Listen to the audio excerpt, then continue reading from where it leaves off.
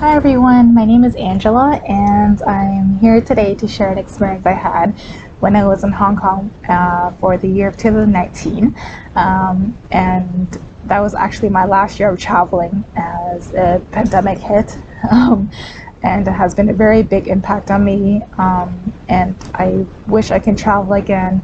I bet like everyone else wants to travel, and I am so excited to getting on an airplane to travel again as soon as I can.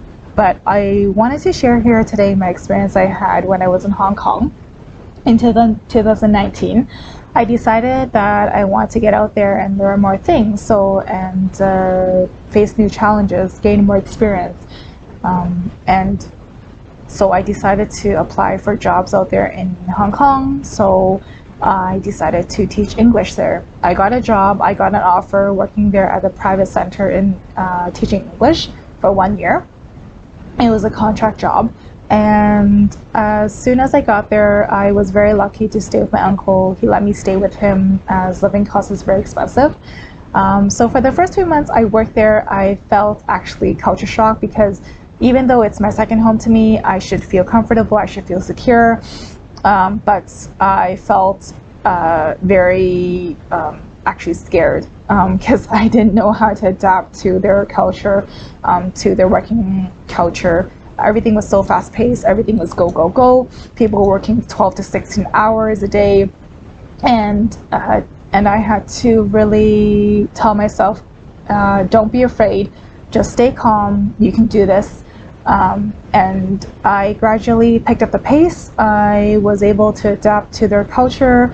I learned how to approach things differently, and I became more independent. I became more alert to things. And because when I was living there for the 1 year, I had to do things on my own. For example, I had to do my own laundry. I had to do groceries. I had to find my way across town. How do I get from A to B? By taking the subway or taking the streetcar, or taking the bus, because there's no cars there, I can't drive.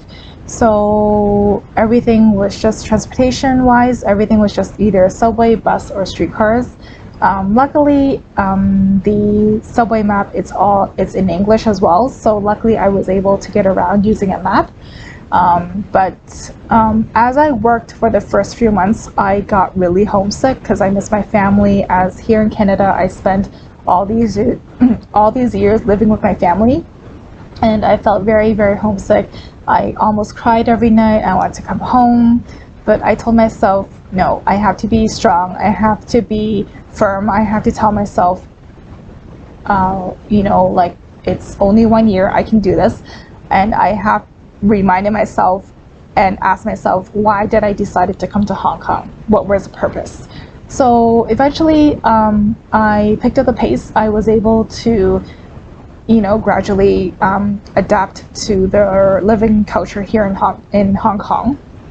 And over the year, time flies, and it was almost done. I had come home from Hong Kong to Canada at the year of 2019, and I felt that it has changed my life a lot.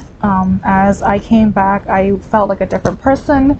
I felt more alert. I felt more oriented, and I felt more knowledgeable to things. I approached things differently, and I faced challenges, but I knew how to face them because at that time in Hong Kong, I had to solve things on my own.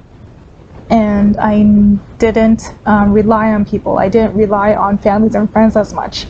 When I faced challenges, I learned how to ask myself questions, how to solve these challenges, how to solve these obstacles.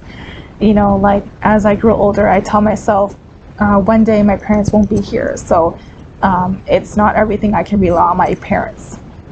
And so the message I wanted to send out to everyone is that don't be afraid to try new things. You only live once, so it was a very rewarding experience I had in Hong Kong. I felt very satisfied. I valued a lot of things, and I saw how it changed my personality, my life.